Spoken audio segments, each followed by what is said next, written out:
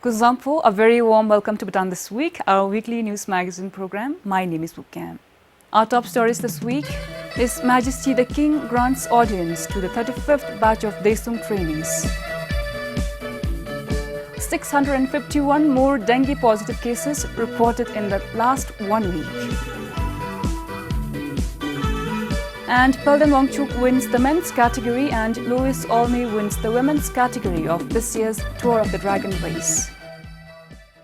His Majesty the King granted an audience to the 35th batch Desung trainees at Tenchuling in Wadiphoda on Thursday. 104 men and women participated in the 5-week training program, which began on 19th August. Along with the volunteers of the current batch, 4,206 Desups have been trained since the training program began in 2011. Volunteers over the years have included graduates, teachers, civil servants, senior level officials, health personnel, tourist guides, members of parliament and local leaders, with some batch tailored for specific groups.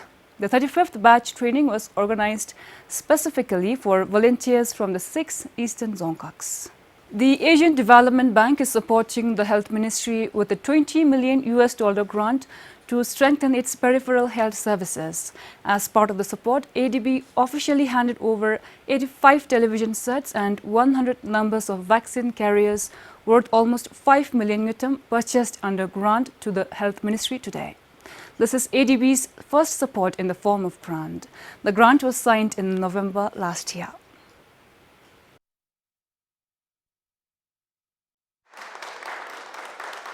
The 85 numbers of audiovisual television sets will be distributed to 85 basic health units in 8 focal districts. The equipment, according to officials, will basically be used to sensitize people on health-related issues. And the 100 vaccine carrier box will be distributed to BHUs and hospitals by the Royal Centre for Disease Control. These are the only 2 that we have initially procured, and on pipeline we have many are on the pipeline. We will be procuring many of the equipments to the BHUs and to the Dzongkhaks, where many of the health facilities are unreached and unserved. No? So basically we are focusing on, this project is focusing on the health, to improve the health facilities to those area, those BHUs that are really under, served by the health facilities. The Health Ministry intends to use $10 million from the grant for various activities under the Bhutan Health Trust Fund. $4 million will be used for improving the electronic patient information system. And the remaining $6 million will be used to procure equipment and for other activities in the 8 focal districts. The 8 districts are Mongar, Tashigang, Tashiyangtse, Pema Gassel, Samrup Jongkhar, Shemgang, Tongsa and Dagana.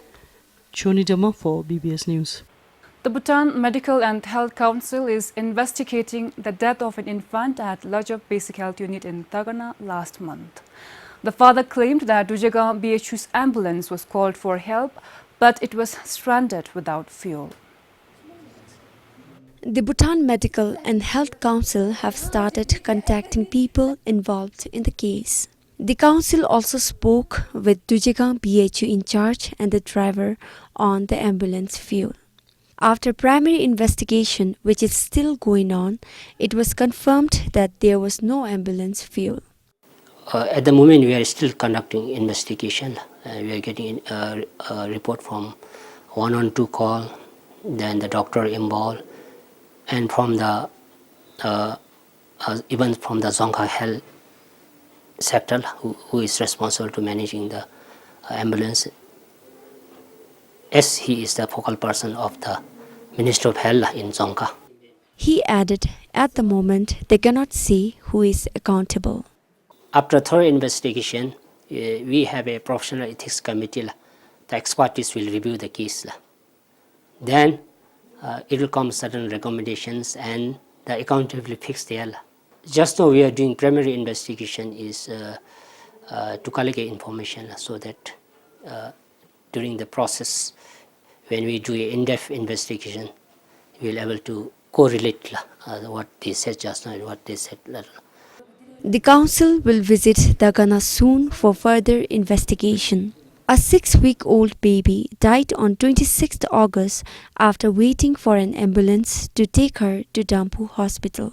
The baby suffered from central sinuses and had shortness of breath, lethargy and diarrhea. The ambulance from Tirang Hospital was then arranged, but it was too late. Meanwhile, the Dzongkhag had said that it was due to delay in the release of fuel budget of July after the implementation of EPMs, and fuel depot are located far away from the Geog. Pema Saljun Sring, BBS News. Within just a week, additional 651 dengue positive cases were reported in the country. This takes the number of such cases to over 2,600 as of 6th September. It has also claimed 5 lives so far. Dengue fever is a mosquito-borne tropical disease transmitted by the bite of tiger mosquito. While dengue fever has been reported from 19 districts, Phuentsholing Hospital recorded the highest number of cases. Of the 2,640 positive cases reported so far, 77% was from Phuentsholing Hospital. This year's first dengue fever case was also reported from the town on 5th July.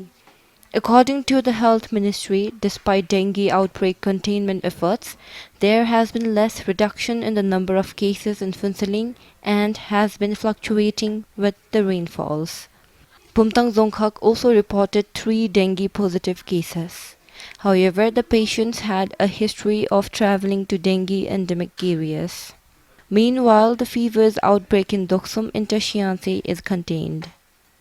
Health officials said prevention and control activities are important to avoid a second outbreak in the places where it has been contained. As per the Health Ministry, continuous rainfall, cross-border issues and poor cooperation from public are some of the problems for the unexpected record of dengue outbreak this year. Giledim for BBS News. Bhutan Development Bank Limited has decided to continue their suspension of the micro and small enterprise loan scheme in 7 districts due to non-performing loans. A loan is classified as non-performing when the borrower fails to pay back the interest or principal amount of a loan. BDBL had suspended the micro and small enterprise loan for all in 2016, but then lifted the suspension in 2017. Bhutan Development Bank Limited will not be providing any micro and small enterprise loan in Bumtang, Punakha, Thimphu, Paro and Trongsa districts, as well as in Gilepu and Monga towns. The reason is because of high number of defaulters. Till now, BDBL disbursed almost 170 million Newton to over 700 borrowers. Out of this, 185 clients failed to pay back their loans. The issue was highlighted at BCCI's 32nd Annual General Meeting in Thimphu. It was also shared that among the 20 Dzongkhags, 7 districts still had not repaid the loan overdue. Till now, we have not received any loan for almost 3 years now. Earlier, the wives of civil servants obtained license from Trade Office. After obtaining their small and medium enterprise license, they started businesses.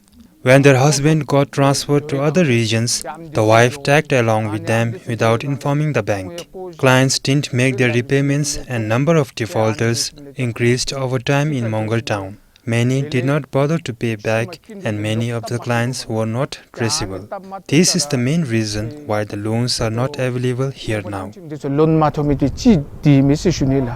BCCI, in collaboration with Bhutan Development Bank Limited, initiated the Micro and Small Enterprise Loan Scheme in 2009 to promote micro entrepreneurs, particularly those in the trading business. Since 2010, the loan has been disbursed. But prior to this, it was is a zero collateral scheme, it's a group scheme, about 4-5 license holder, then you get the loan. You don't have to have any other collateral.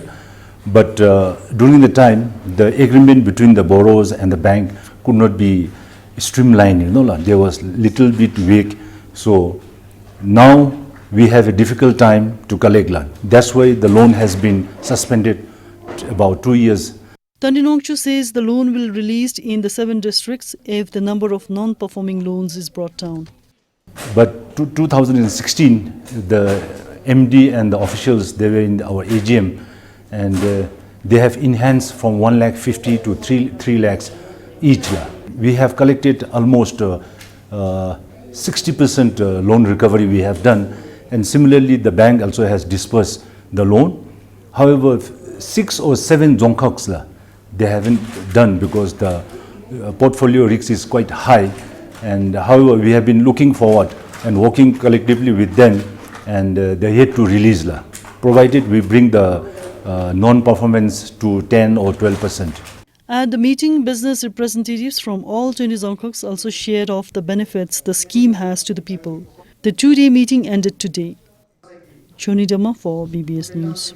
The Pinyi Thunlam welfare scheme is growing popular amongst the students across the country since its start in 2017.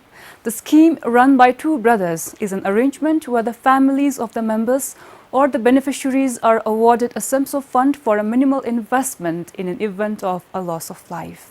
So far, more than 17,000 students have joined the scheme. The scheme has members from over 220 schools in 15 districts as of now. Students have to pay a registration fee of 100 Newton to enroll for the scheme. Each year, members have to pay a membership renewal fee of 100 Newton. 29-year-old Pup Doji, a university graduate, conceived the idea while he was a college student. The financial institutions in the country do not have such a scheme dedicated solely for the welfare of the students and their parents. We never got a chance to join such an initiative while we were with students. It is either the parents or the students who have to bear the heart-wrenching consequences of the death of a family member. So, to console the bereaved family, we hand them a modest contribution through the scheme. Through the scheme, parents are given 20,000 Newton if their children die. Likewise, the family of a member student are provided 10,000 Newton if they lose their parents. Within the first year of the launch, we could benefit 84 students who lost their parents and 2 families with 20,000 Newton each when the children died.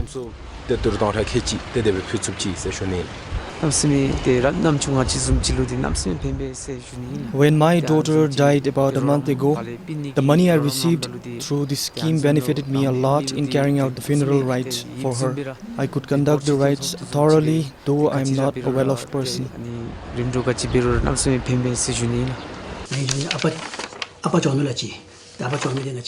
Last year, one of our students lost his dad.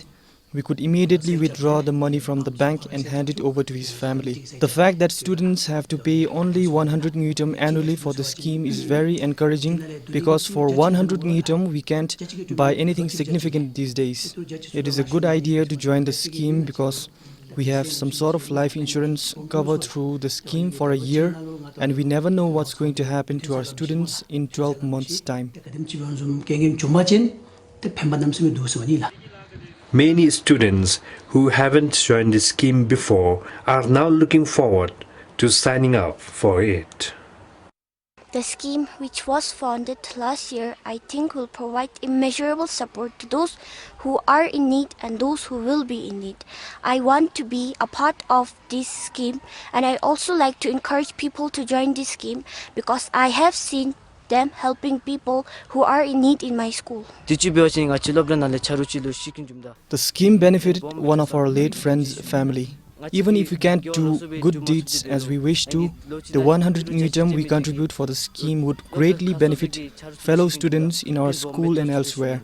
This motivated me to join the scheme. The founders are now advocating and enrolling new members across the country.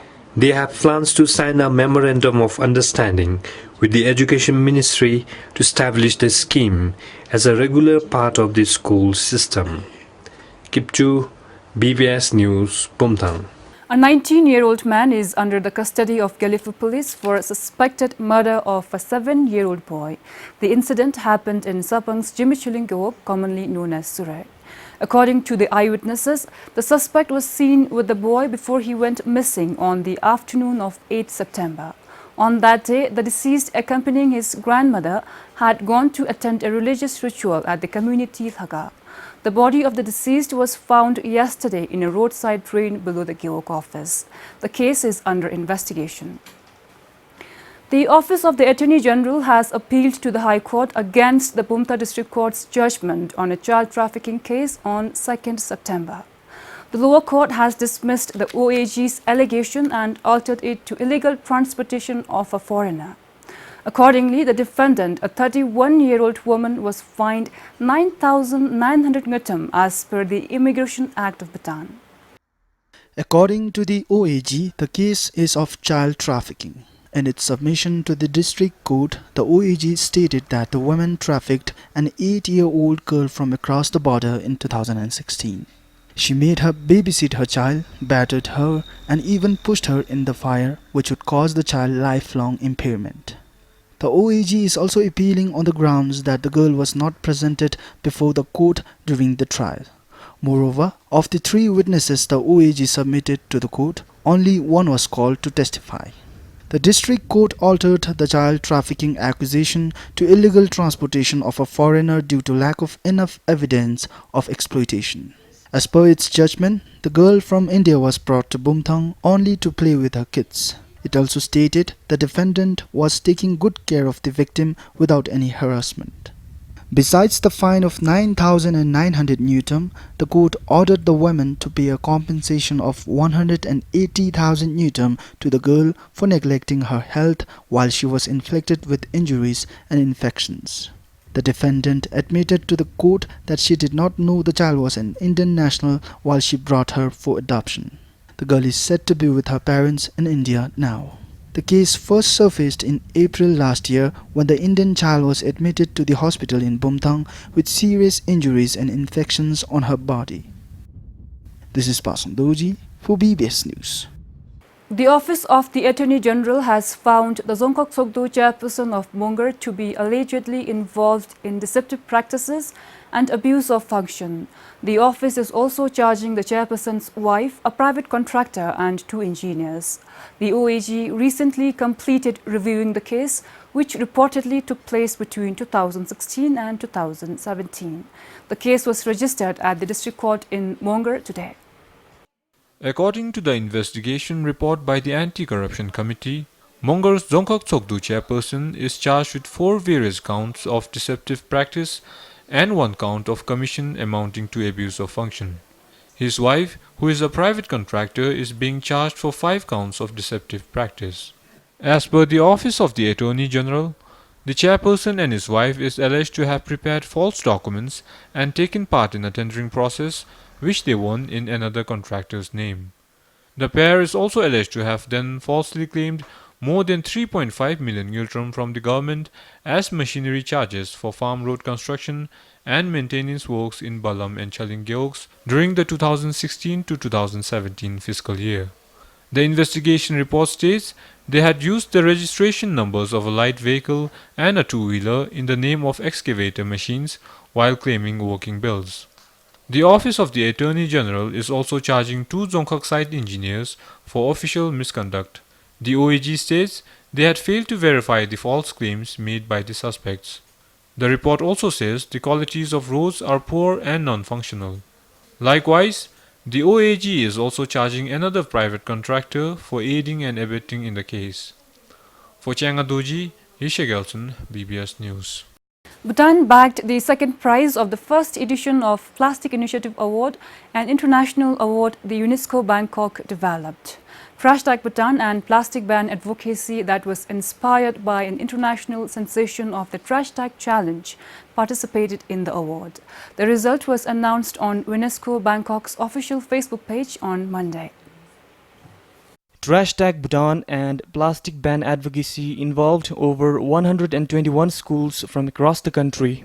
The participants collected more than 5,000 sacks of waste, besides informing communities on the plastic ban enforcement. A teacher in Lobisa Lower Secondary School in Punakha, who started a cleaning campaign, Unity for Positive Change, as part of Trash Tag Bhutan, submitted the application for the award. Bhutan will receive the Plastic Initiative trophy and be featured on related platforms to publicize their projects and contributions. According to the organizer, the award is an opportunity for schools, universities and other institutions working towards plastic waste reduction to come together and be recognized for their work. This is Sringdantu for BBS News. 20-year-old Palden Wangchuk won this year's edition of the Tour of the Dragon men's race. Of the 48 male participants, Palden came in the top, finishing the 268-kilometer race in 10 hours and 45 minutes. And 55-year-old Louise Olney from USA came in first among 4 other competitors in the women's category.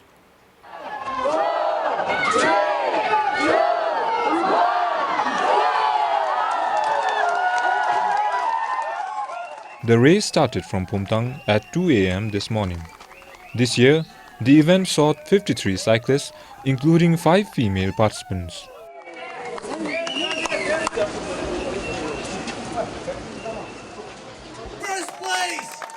Pelden Wanchu bagged the first prize this year.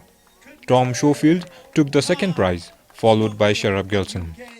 The race ke and bindigi sim namsa sim gai sujun. Tele daushi de training be me de waste majo the supporters the sponsor this ngeran be ngeran toto yepchiz hoi se. In the female category, Lois Olney bagged the first prize. Chimi Dema came in second. According to Bhutan Olympic Committee, Chimi is the first Bhutanese woman to complete the Tour of the Dragon race so far. This year, the race also saw the highest female participants of 5 compared to past years. You know, my example, I'm 55 and I love staying fit, I love cycling, I love having a goal, so the Tour of the Dragon was a great goal. And I would encourage women to come up with something that they enjoy and then train for it. 3-0 across the finish line and number 552. Along with the Tour of the Dragon, the 5th edition of the Dragon's Fury was also conducted today. It is a 60-kilometer race from Punakha to Thimphu. This year, the Dragon's Fury race saw a new category, Masters Men 50+. In this category, Nyim Gelson, a 63-year-old man, bagged the first prize. Lynchon Dr. Lotte Sering also participated in the category and came in third. For Somtin Dolkar, Ishe Gelson, BBS News. That's all we have for you this week. Thank you so much for watching.